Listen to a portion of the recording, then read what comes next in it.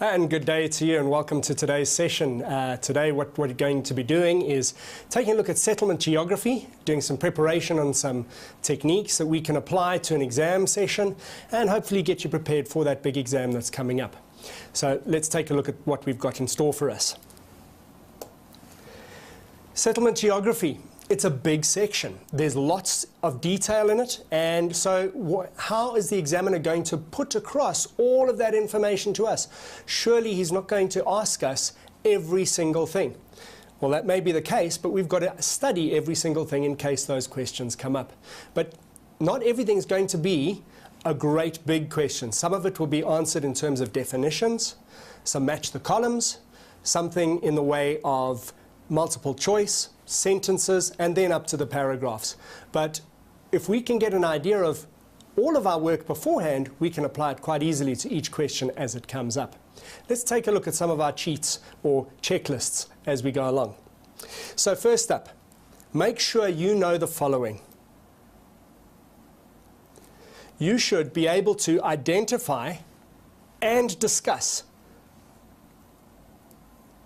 definitions of settlement terms, their functions, site, situation, and so on and so forth. Those are usually at the beginning of your section because they lay out all the definitions of the words that we're going to be applying later on.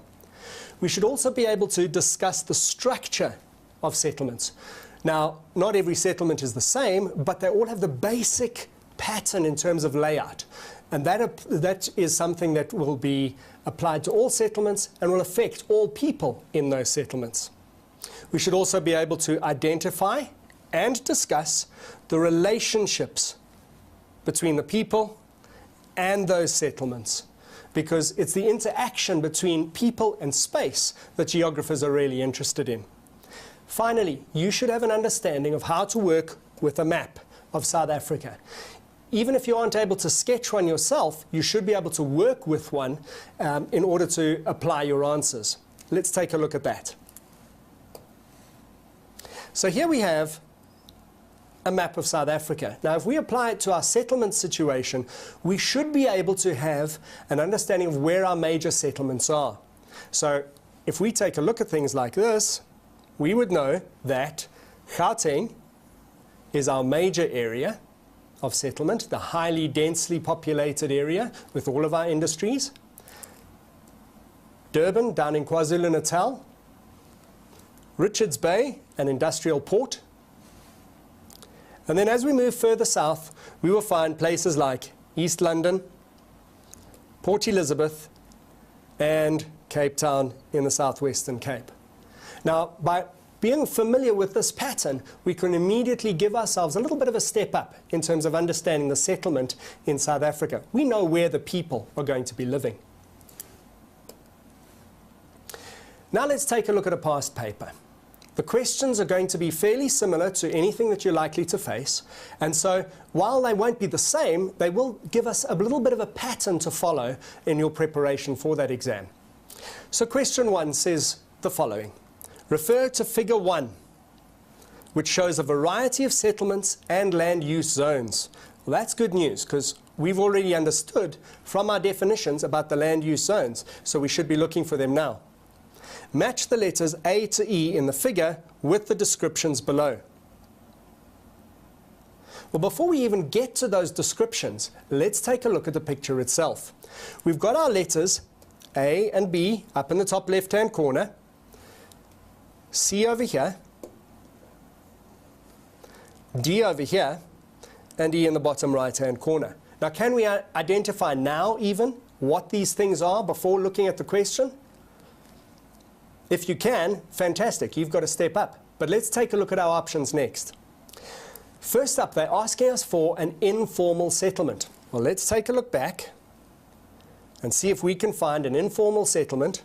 Certainly, there's nothing up in this area. Informal settlements, generally speaking, are found close to the cities, on the edge of the city. So if we look on the edge of the city, can you find it? Here it is, Area D. So 1.2 is asking us to identify a dispersed rural settlement. Let's go back to the picture and see if we can find it. If we look up here, we've got areas A and B already highlighted. We've got area C out here. Now that's a new one. If you look at it, we've got a farmhouse all by itself and nothing else around it. Area C looks to be our one.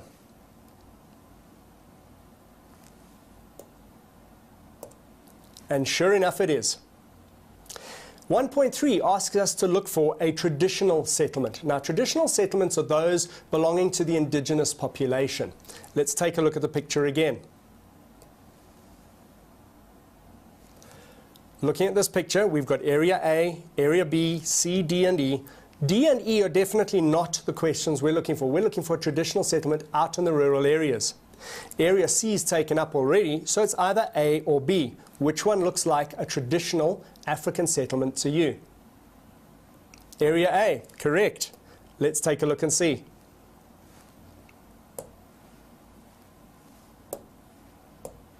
Sure enough it is. The central business district. This one's fairly straightforward. We've got to find it in the city. Looking at this picture, our city down in the corner here, where area D and E are, there's only one option. It's got to be area E, because that's where we've got our high-rise buildings. Sure enough, there it is. Finally, question 1.5, a nucleated rural settlement. So that is a settlement out in the countryside, but one that is closely packed together. That means we're looking out here at area B. And there it is, 10 marks, just as easy as you like, simply by knowing your definitions. Moving along to question 2. Question 2 says, study figure 2, which shows land use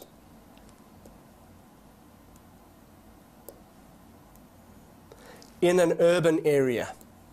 So that means we've got to take our understanding of urban settlements, forget about rural, just deal with the urban settlements, and the land use zones, take it into this question.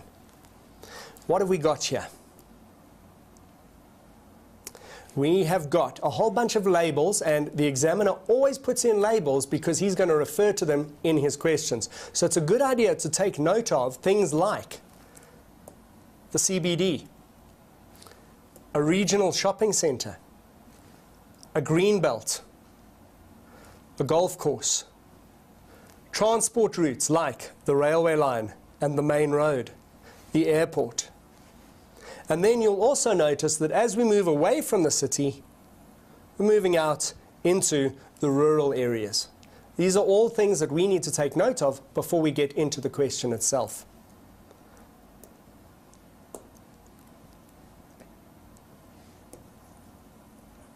Let's just clear up all the mess that we've made before we take a look at our questions themselves and then see about answering them. Question 2.1. Describe one characteristic of the CBD. And if we take a look at our mark allocation, they're only looking for 2 marks out of that single point. So just one thing about the CBD. And if you look back to your notes, you'll remember that there are stunning examples of lots and lots of things about the CBD. Things like, and let's go back to the picture.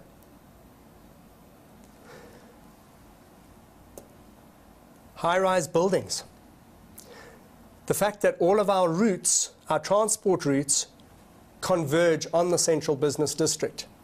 The fact that we are going to find a high value of land in this area because of the demand, because of the competition that people want in order to trade in that particular area. So if we can just find one of those points, put it in, and we've got our answer.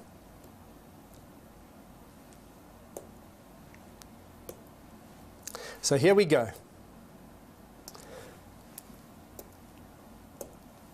We've mentioned the high building density or intensive land use, the fact that because land is so expensive, everybody's going to make sure they use it to its optimum potential. The tallest buildings, the fact that we've got our high-rise office blocks there, with the owners of those buildings maximizing their rentals because of the expense that they've had to shell out in buying the land in the first place. High land values, as we've just said, will lead to those high rentals. We've also mentioned, and this was in the definition, central business district. Tells you something straight away. It's in the middle. It's highly accessible because of the transport routes that go into the beginning, into the middle of it. Convergence is another way to describe that. It's generally speaking the oldest part of our city. And this is because that was where the market started right at the very beginning of the city being established. As time goes by, you're likely to find that there will be high traffic congestion. And this might actually lead to people moving away, but that's another question entirely. And because of all that congestion, you are likely to find a huge amount of pollution, both in terms of air and noise, as well as litter. Of course, because of all the people going in there to work, there will also be a high amount of pedestrian traffic. Let's move on. 2.2. State one factor that would have influenced the location of the regional shopping centre. Let's go back to the diagram and have a look. Now, our regional shopping centre can be found, pardon me, over here.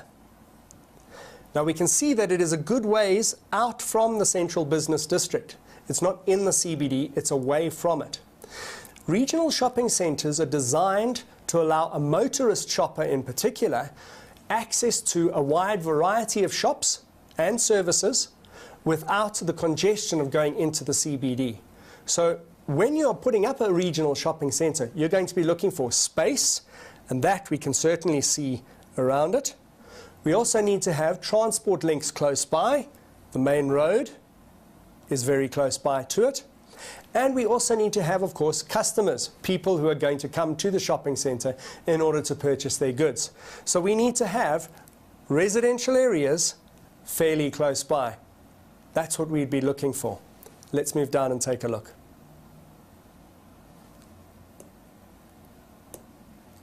Sure enough, we're close to the main road for accessibility. It's close to the residential areas, and there is enough space for parking and for that regional shopping centre to expand further if it does so. The only place that they can find land that is cheap enough for them to purchase such a large amount will be on the outside of the city, on the outskirts. So that's another thing that we could have added in. Happily, they were asking for one factor. We've come up with 3 or 4, which certainly hedges our bets. Let's move on to 2.3. 2.3 asks us to give a brief description of the rural-urban fringe. Now, when we look at that terminology, rural-urban, they've put a little hyphen in the middle indicating that the words are joined, so therefore the concepts are joined as well.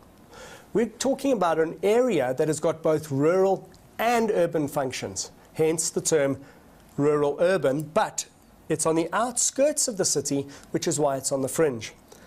So if we take a look at our picture again, our rural-urban fringe is going to be on the outside of the city here. The main city, of course, is in the middle, but the rural-urban fringe is on the outside, where there is a mixture of urban functions, and there's still space here for rural functions. Let's clean this up a little bit.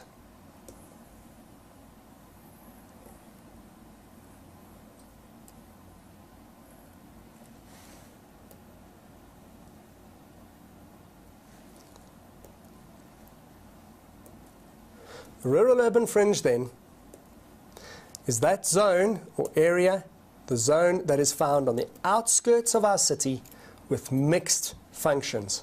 Things like nurseries, golf courses, shooting ranges.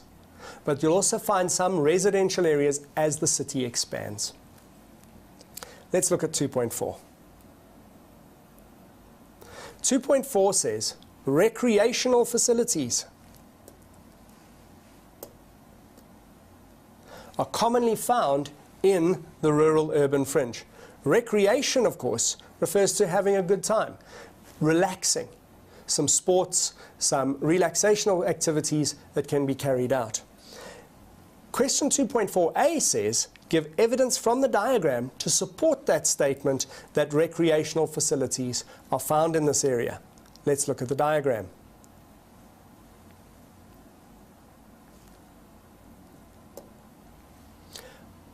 Once again, our rural-urban fringe is in this area, beyond the city itself. And if we look, we can see a golf course, we can see a caravan park. There is a river here that says private fishing, all three of which are good examples of recreational activities.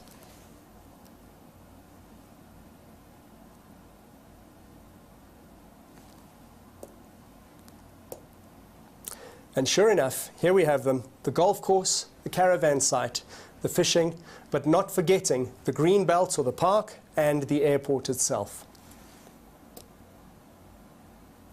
Question B is a follow-on question. It leads out of question A. Why are the recreational facilities mentioned in this question found in the rural-urban fringe? Let's take a look at them again. We're talking about all of these. The golf course, the caravan site, fishing, a greenbelt and an airport. One thing that really comes to mind immediately is the fact that a lot of these things, like the golf course, the caravan site and the airport, need a lot of space. The only place where you're going to find space is outside the city. In addition, the airport is very noisy. The people living in the city aren't going to enjoy having aircraft taking off and landing over their heads all the time. They're going to want to put that into the outskirts.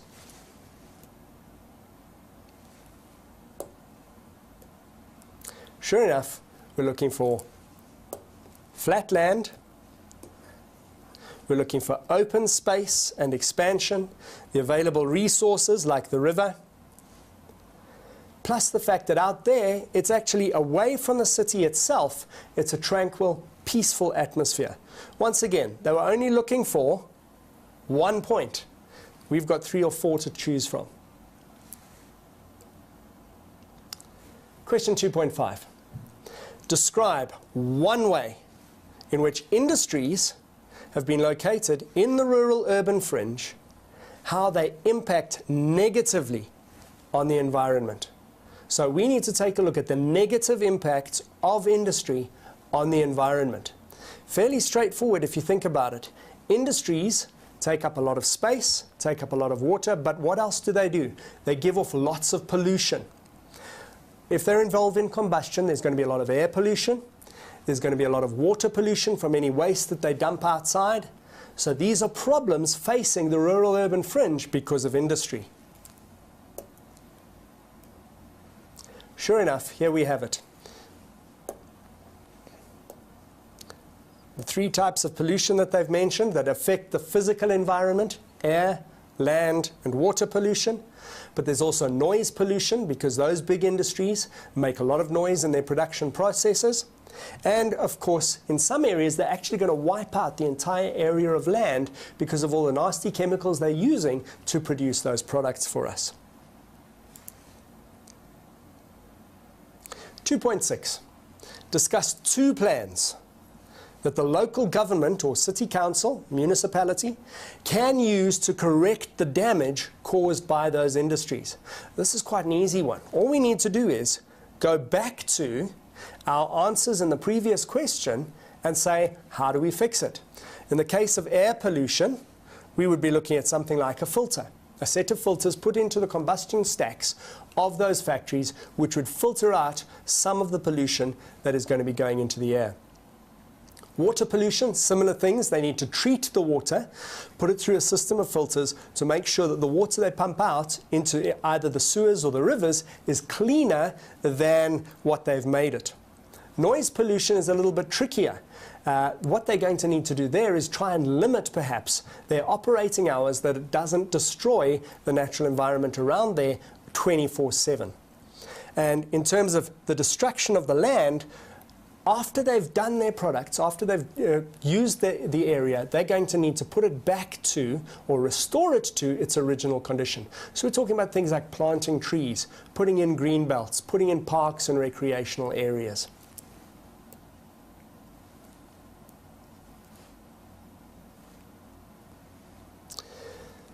There's a whole bunch of things that we can look at here. In terms of air pollution, electricity saving campaigns.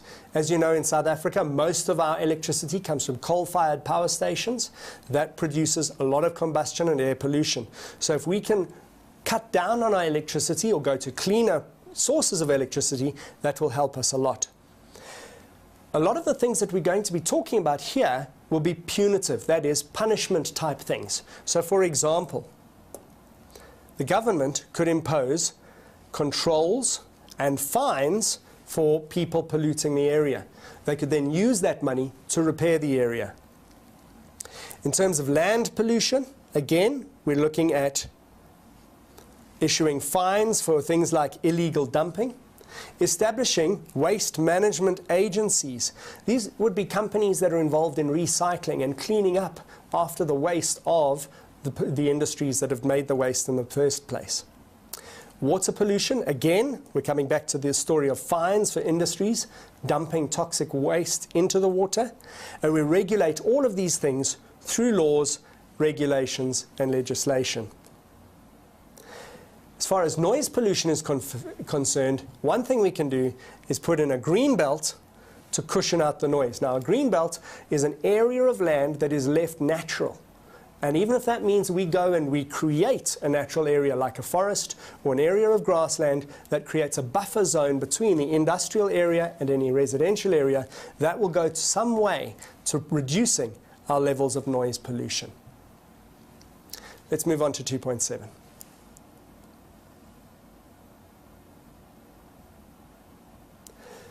(2.7) says, name one way in which the greenbelt land that we've just been talking about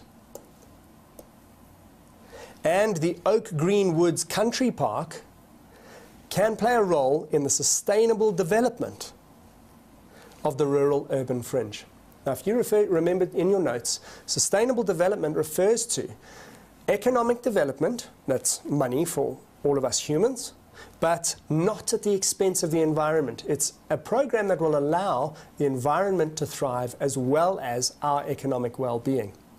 So what we're talking about here is putting in a green belt like a country park that will make money, but at the same time will keep the landscape as natural as possible for the enjoyment of everybody. So a green belt like that, once again, will reduce our air pollution or carbon footprint. It provides oxygen and wildlife in that area. It will, of course, by putting in that extra vegetation, prevent against soil erosion. And overall, because we're putting in the green belt, we're working against global warming. So all of those things together point towards us improving our natural environment, but the fact that it's a country park implies that people are paying in order to come there. So there's an economic advantage as well. Let's move on to our next question. Question 3. Now this is a straightforward one. They ask us to match the sketches below with the descriptions provided. Straightforward, match the columns. Let's take a look-see. We've got all of our pictures, 1 through 5 on the left-hand side. And on the right-hand side, we've got the descriptions. But I do notice that we have got an extra letter. So we've got an extra option. One of these options is going to be left out somewhere along the line. It's not as straightforward as just straightforward elimination. Let's get rid of that circle. So question 1, 3.1, we can see is our gridiron pattern. It's something that is familiar to us if we've studied our CBD. It's the pattern that they apply to central business districts simply because it's the easiest way to lay out a city in terms of division of land. Let's take a look at our options. Is it a star-shaped settlement? Definitely not. It's not a settlement with a semicircular shape. Area C, answer C says, has many stop streets and robots. That's an option. Further down, it allows for the smooth flow of traffic. Not always. If you've been traveling in a CBD, you'll know that. Urban profile, it definitely is not, and it's not a cross-shaped settlement. Our best answer for this one is Area C. It has many stop streets and robots.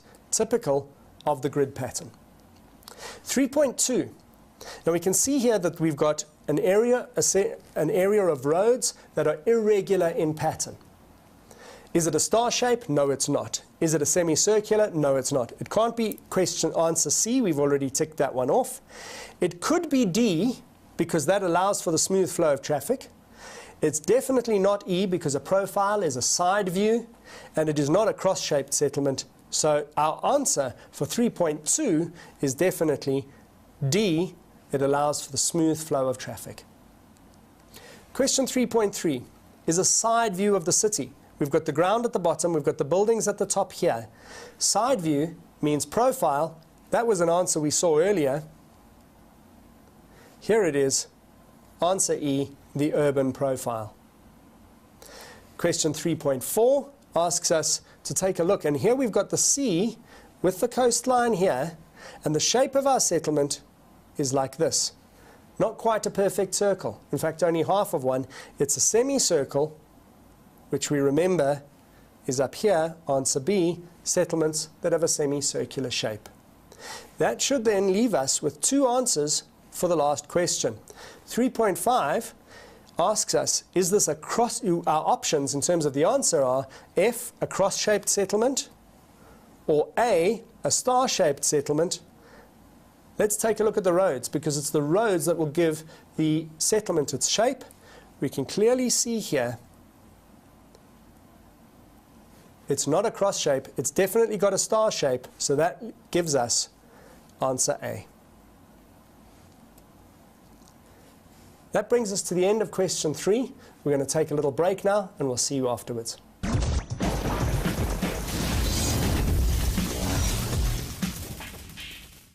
Welcome back. Hope you enjoyed a good break. Let's get stuck in again. Question number 4. Question 4 asks us to study the table below, which illustrates the changing distribution of the world's urban population over the last 60 years. Well, let's take a look at the table before we look at the questions, because it'll give us a lot of information in anticipating those questions. What have we got here? It's urban population, but it's also critically looking at developed and developing countries over a period of years. That's obviously somewhere where they're going. They want to ask us about the patterns of urban population in those countries. Let's just clear that a little bit and then get into the questions themselves.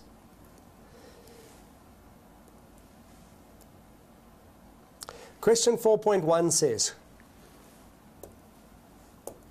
comment on the trend is another word for pattern, on the urban population percentage for developed countries over the past 60 years.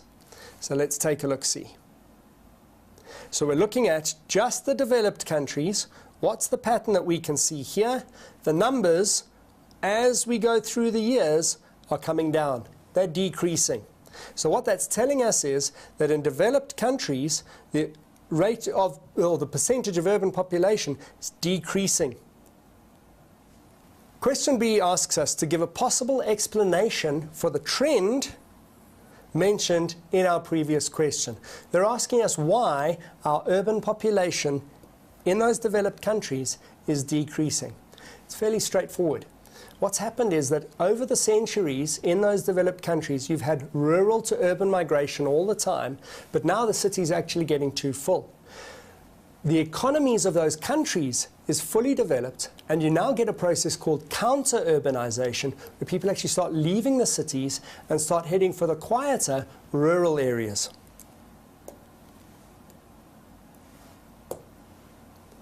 So, as we've said, our developed countries are already highly urbanized. Also, the urbanization process is still going strong in our developing countries, what they used to call the third world countries. So the ratio between urbanization of developing and developed countries is changing very much in favor of the developing countries becoming more urbanized. Further on, the growth of information technology. your computers, the internet, etc. The fact that you can now work from home wirelessly means that you don't have to stay in the city at all. You can work wherever you like in the world, but particularly outside the city at the home of your choice. Also, the availability and efficiency of transport means that people can live far away from where they work, but because the transport is so good at getting them into work and out again on time, means that they don't have to live inside the cities itself. The other answers, possible answers that we could offer are the nasty ones. The fact that we've got pollution, traffic congestion, all those uglies that make it uncomfortable to live in the city, and so people want to leave. Better services in the rural areas of developed countries. And finally, of course, the lower population growth in developed countries. If you remember from grade 10 when we studied population, we know that in developed countries, their population growth rates are much smaller, and correspondingly, the rate of urbanization is smaller as well. Question 4.2. What is the term used to describe the trend or pattern where an increasing number of people live in urban areas? Very straightforward, that one. It's urban growth, the growth of urban places. Question 4.3. They're asking us to discuss 2 economic push factors that encourage people to leave the rural areas. So 2 ugly things that'll make people want to go. That could be things like unemployment caused by drought, crime in the rural areas, anything that is unpleasant that will get you out. 2 answers for that will get you your 4 marks. Things like low salaries, a poor standard of living, deteriorating facilities and infrastructure. Infrastructure refers to things like roads, rail, communication lines, transport, and so on. All the things that make the structure of the settlement that we're dealing with. The consolidation of farms, the fact that some farms actually get joined together, so 2 or 3 farms get joined into one big farm, and what they do is they lay off some of the workers from all 3 farms. Where are those people going to go? They have to move off to the city in the hopes of finding work. High production costs, again, would mean that people are no longer happy in the rural areas and they move out. Point of caution though, with this particular question, they're only looking for the push factors. They're looking for the uglies in the rural areas, not the things in the city that are attractive. Those, remember, are pull factors. Only give them the push factors in this case. Question 4.4. The increase in the urban population percentage in developing countries has created deterioration in city centres, a term that we refer to as urban blight. In a paragraph of approximately 12 lines, suggest ways in which the local government or city council can solve the problem. So they've given us an idea of how much they're looking for in the mark allocation. They want 6 points, but they want it in a paragraph. So we're going to need to write it out fairly neatly. So we're looking for ways in which to improve the city. The city, as they've mentioned, is being blighted. Now, blight means slum-like, deterioration, breakdown.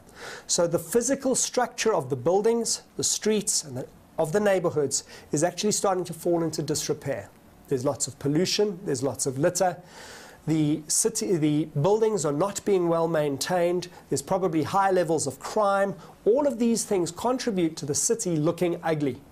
So what they're asking us is, how can we, as the local government, solve the problem? We need to find ways to reverse those things. So if we've mentioned crime as a problem, we can say, well, let's have more police, have more patrols, more CCTV cameras. That will cause the crime rate to reduce, and we will be improving our blight. Or rather, making the blight better. Other things that we need to look at. Some of those buildings are breaking down.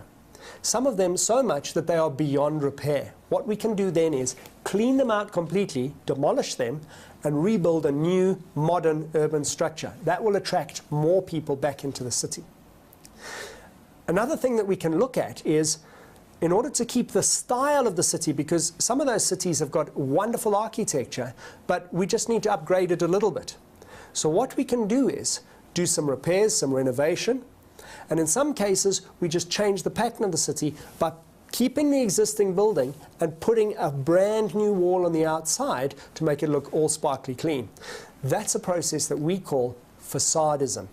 Let's take a look at the suggested answers and see if any of those have come up.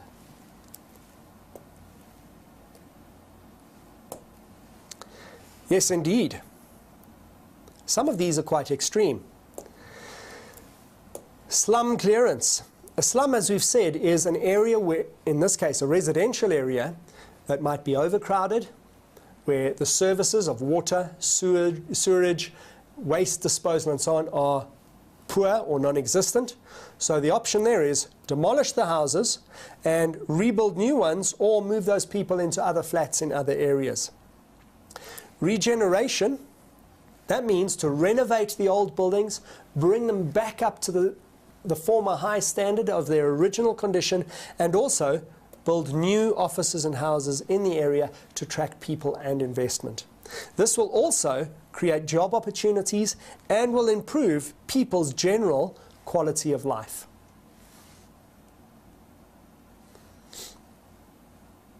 Inner city renewal, renovating or demolishing the buildings, as we've said, and that enables economic and social growth. The idea behind this is to attract new businesses back to the CBD, because if you remember, the CBD was the original starting point of the city. When it goes through the urban cycle and crime and blight start to affect it, people leave that area. What we're trying to do is improve it so that those people and businesses will come back to that area and reinvest. Here's what we were talking about, invasion and succession. That is the area where we get one function invading and changing. So for example, businesses invading into residential areas, taking over, and residential areas becoming commercial based. Gentrification or chalcification, these are two, let me just clean that up for you.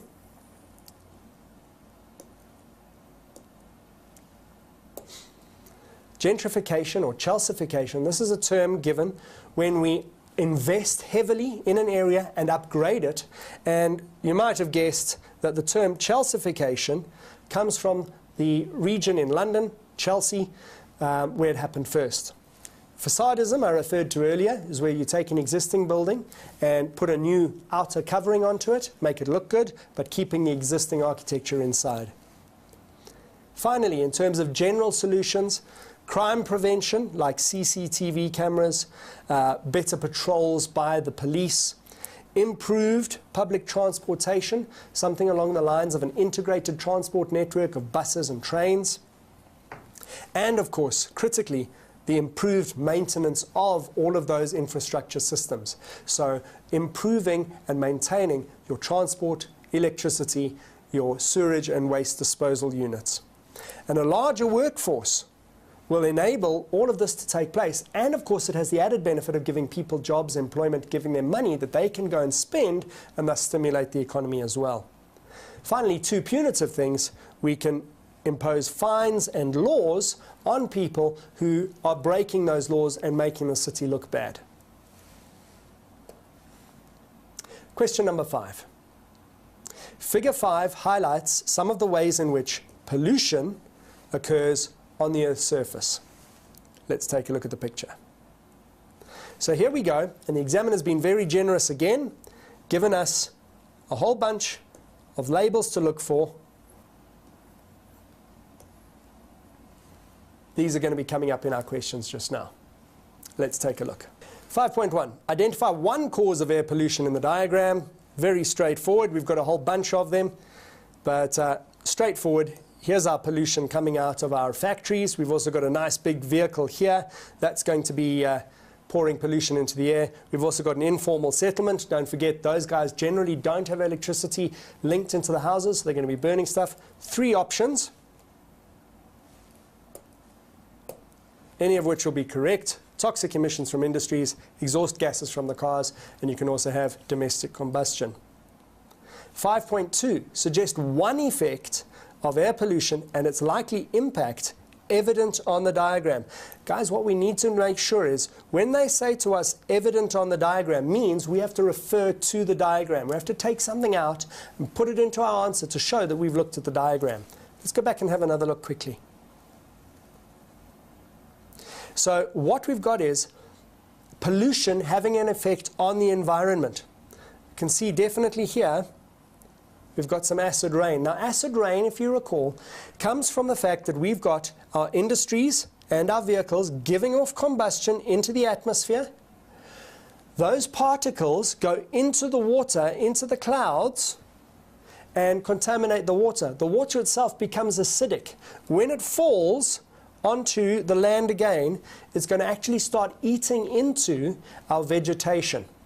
And that process, because you've got water that is acidic, obviously acid rain. Let's clean up our diagram. We're going to be coming back to it again.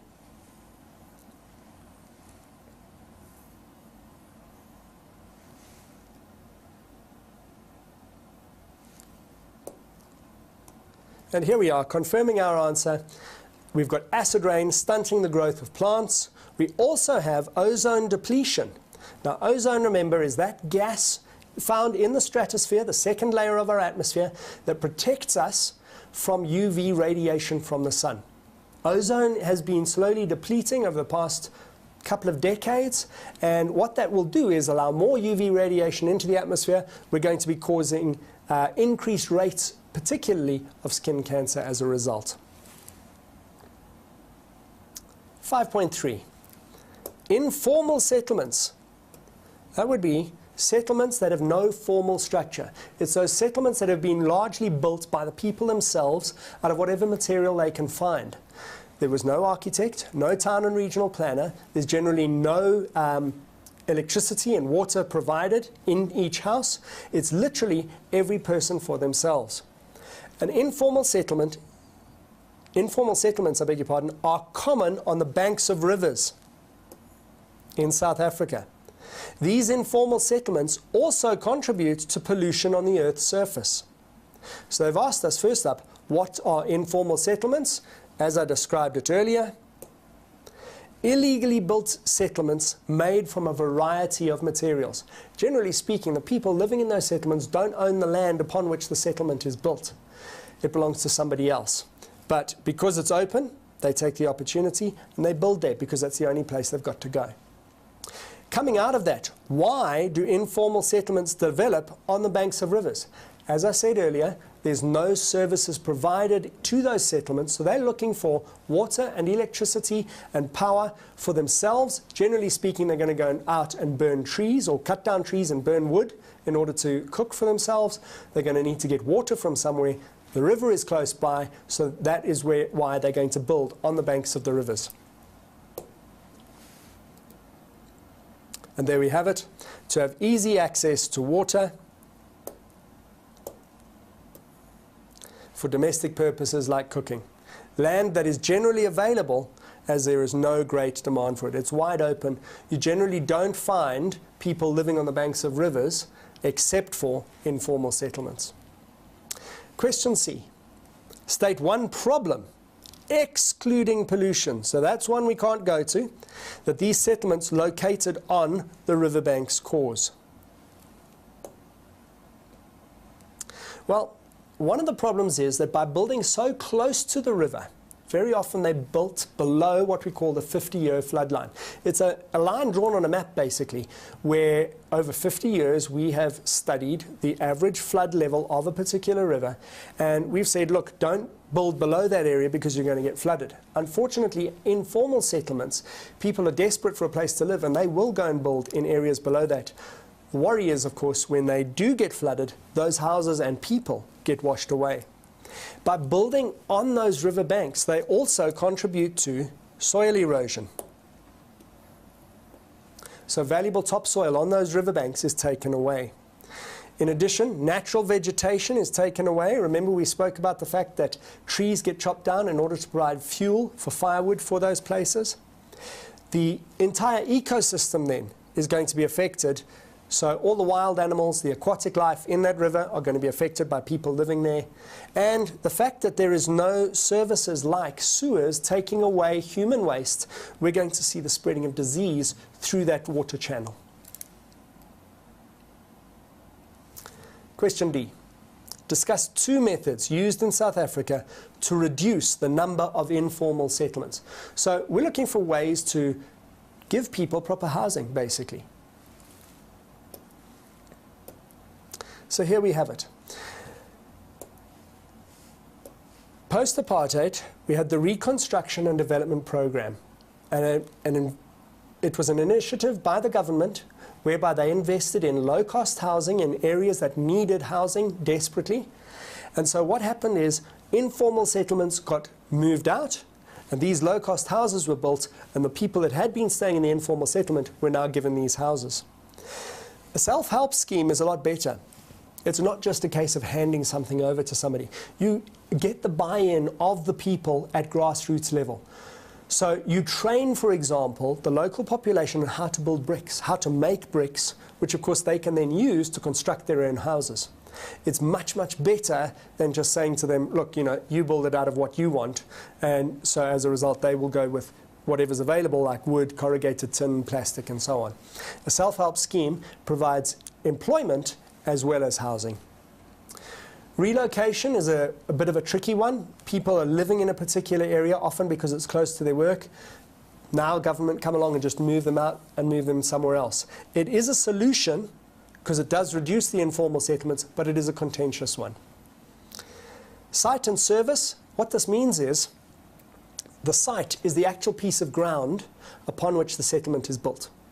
So what happens is government will buy up a patch of land from somebody and create it there and then allow people to go and move in. They will often provide services to those areas in the form of water, sewage, and electricity.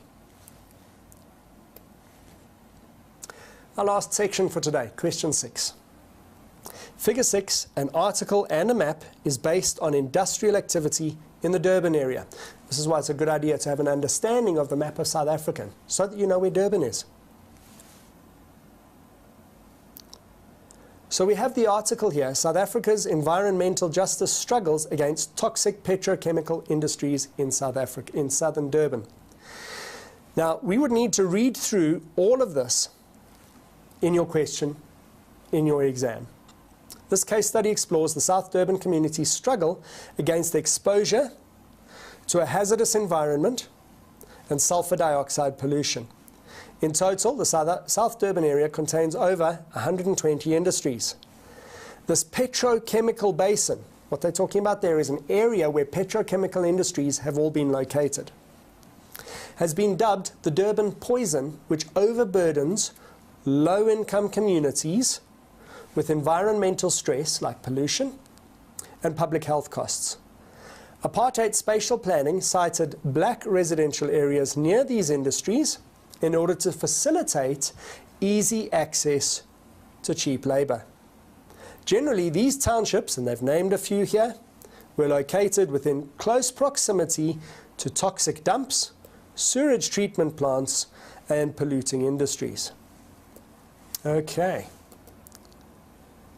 And here we've got our map showing us what's going on there. Up in this area, we've got the small version, so we've got Durban, the Indian Ocean, and Pinetown. But they've blown it up over here on the right-hand side to show us that these grey areas, such as Bluff over here, those are the areas where we've got the petrochemical industries, whereas these spotted areas, as per the key, are our residential areas. Let's just clean that up so that we can use it better.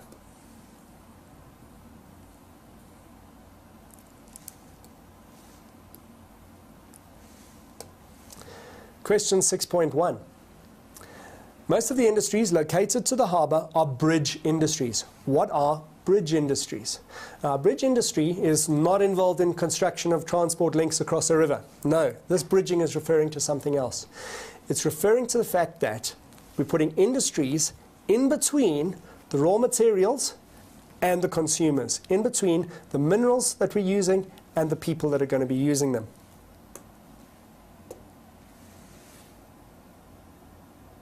Sure enough, bridge industries are industries located next to the source of the raw material and the consumers. 6.2. Why can the Durban harbour be described as a break of bulk point? This goes back to the very beginning where we said we need to understand our definitions. A break of bulk point is an area where we change from one mode of transport to another. For example, from road to train, or from train to ship.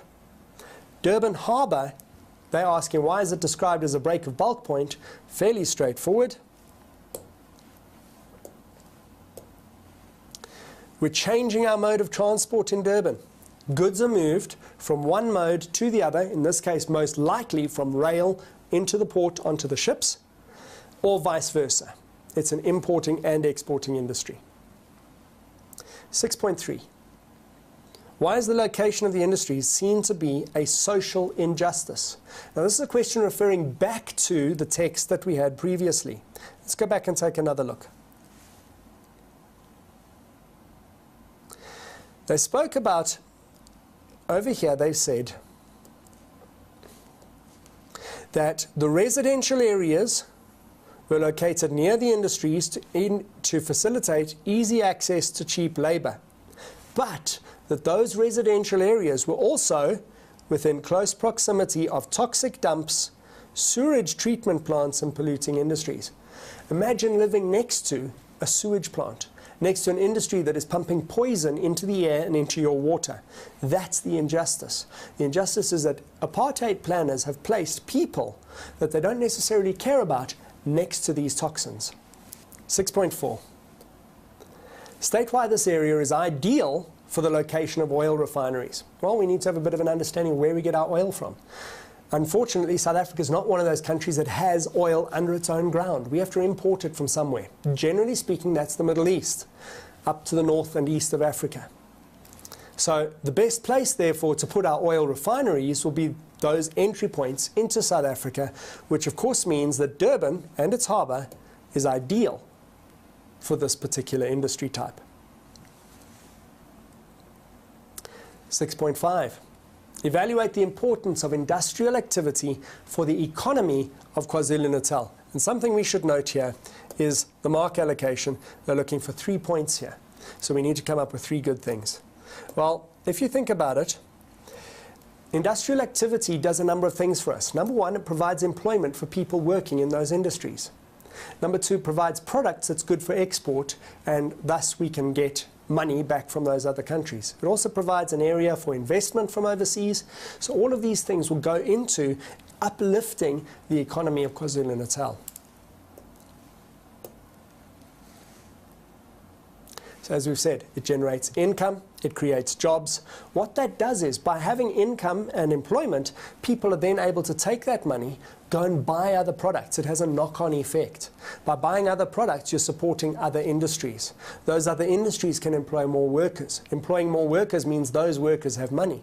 Those workers then go and buy more products, and so on and so on and so on. You're also, by having more money, improving the standard of living for people, so they can improve their houses, better infrastructure and so on. Foreign exchange is a lot better because by selling our products overseas, we can get foreign currency coming here, and it helps with our current account balance. As a contribution to GDP, remember gross domestic product as the value of all goods and services produced by a country in 1 year, and it's seen as a bit of a value that indicates the development of that country. So the higher the better. The more industries you've got, the higher the GDP will be.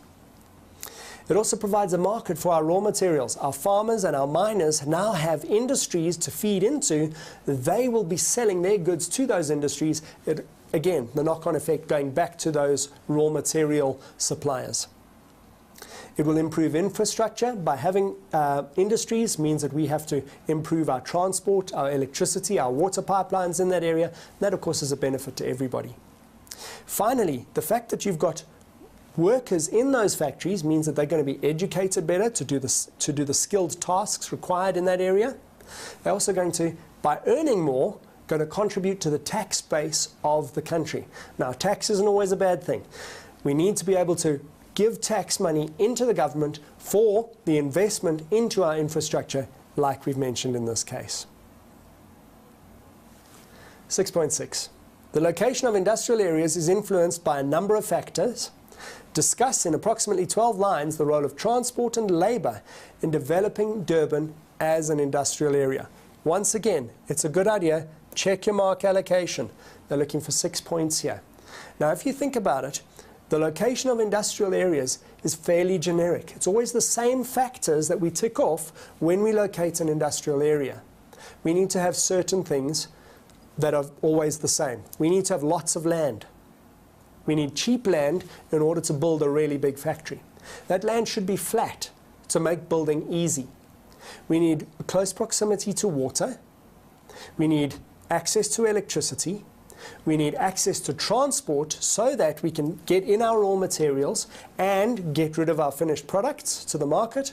And we need to be fairly close by to a residential area in order to attract labour to work in our industrial area. Now, if my maths is right, that's 6 points. Sure enough, here we have it. A good transport network. The harbour for Durban, now this is where we need to get specific to Durban because that's what the question was asking. So the transport infrastructure we're talking about for Durban is the harbour itself and the railway lines and highways leading into it. The fact that you have got that transport network means that the industrial area is going to thrive. Foreign trade, we're talking about investment and money coming into the area, so Durban is good for that point as well because it's got a close point of reference or access to those foreign areas. KwaZulu-Natal, as a highly populated province, provides the labour for Durban and its industrial area, and the fact that you've got developed or high-level educational institutions like universities and colleges in and around the Durban area means that you've got access to skilled labourers as well. Of course, the rivers in the area, the Eskom National Power Grid, provide those services to our industrial area in Durban as well. So that brings us to the conclusion of our session for today. I hope you've enjoyed it, and I hope it's given you the information and skills that you need in preparation for your exam. Have a good day.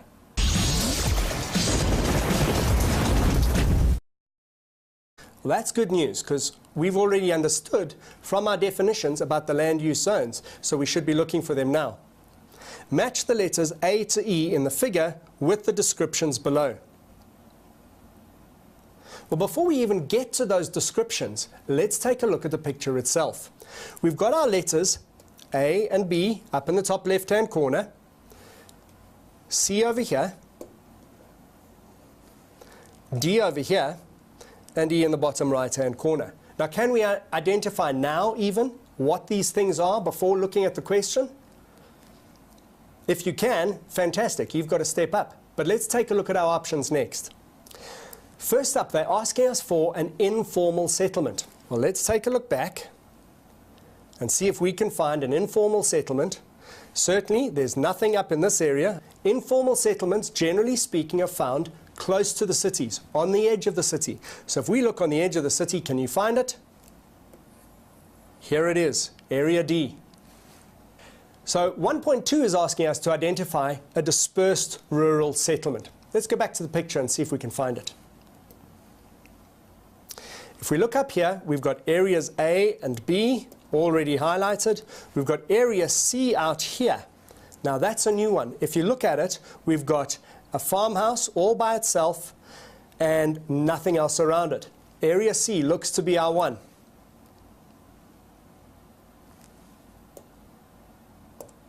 And sure enough it is. 1.3 asks us to look for a traditional settlement. Now, traditional settlements are those belonging to the indigenous population. Let's take a look at the picture again. Looking at this picture, we've got Area A, Area B, C, D, and E.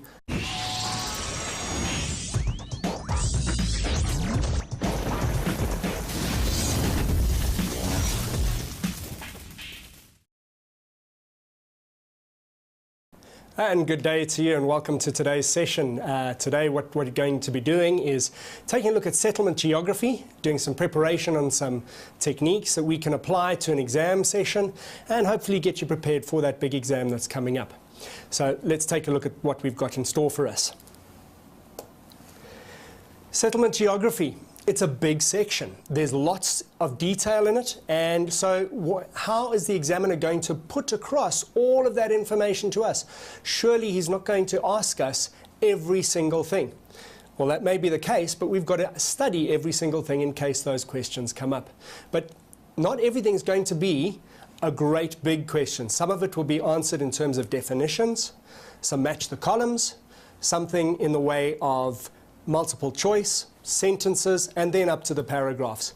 But if we can get an idea of all of our work beforehand, we can apply it quite easily to each question as it comes up. Let's take a look at some of our cheats or checklists as we go along. So first up, make sure you know the following. You should be able to identify and discuss definitions of settlement terms, their functions, site, situation, and so on and so forth. Those are usually at the beginning of your section because they lay out all the definitions of the words that we're going to be applying later on. We should also be able to discuss the structure of settlements. Now, not every settlement is the same, but they all have the basic pattern in terms of layout. And that is something that will be applied to all settlements and will affect all people in those settlements. We should also be able to identify and discuss the relationships between the people and those settlements, because it's the interaction between people and space that geographers are really interested in. Finally, you should have an understanding of how to work with a map of South Africa. Even if you aren't able to sketch one yourself, you should be able to work with one in order to apply your answers. Let's take a look at that. So here we have a map of South Africa. Now, if we apply it to our settlement situation, we should be able to have an understanding of where our major settlements are.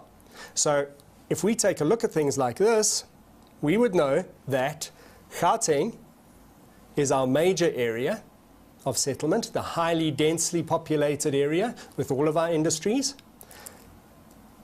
Durban down in KwaZulu-Natal. Richards Bay, an industrial port.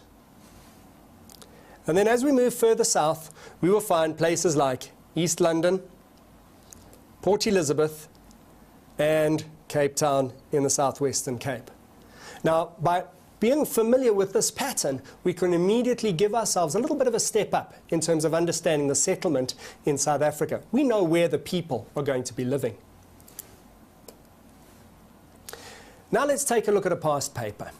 The questions are going to be fairly similar to anything that you're likely to face, and so while they won't be the same, they will give us a little bit of a pattern to follow in your preparation for that exam. So question 1 says the following. Refer to Figure 1, which shows a variety of settlements and land use zones, the CBD, a regional shopping centre, a green belt, the golf course, transport routes like the railway line and the main road, the airport. And then you'll also notice that as we move away from the city, we're moving out into the rural areas. These are all things that we need to take note of before we get into the question itself.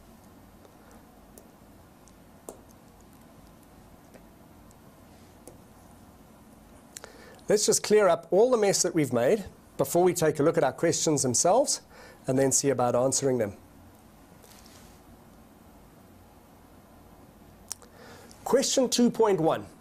Describe one characteristic of the CBD. And if we take a look at our mark allocation, they're only looking for 2 marks out of that single point. So just one thing about the CBD. And if you look back to your notes, you'll remember that there are stunning examples of lots and lots of things about the CBD.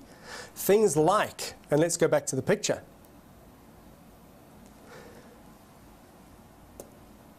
High-rise buildings.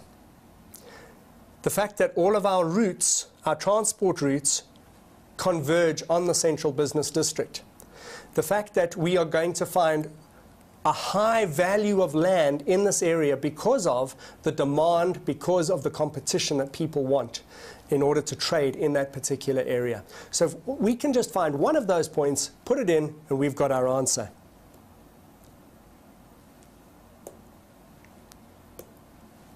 So here we go.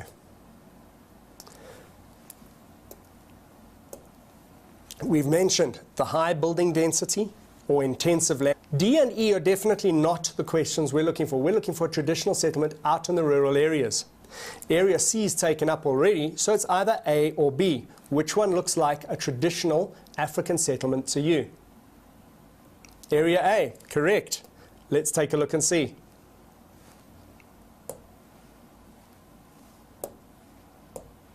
Sure enough, it is. The central business district. This one's fairly straightforward. We've got to find it in the city. Looking at this picture, our city down in the corner here, where area D and E are, there's only one option. It's got to be area E, because that's where we've got our high-rise buildings. Sure enough, there it is. Finally, question 1.5, a nucleated rural settlement. So that is a settlement out in the countryside, but one that is closely packed together. That means we're looking out here at area B. And there it is, 10 marks, just as easy as you like, simply by knowing your definitions. Moving along to question 2. Question 2 says, study figure 2, which shows land use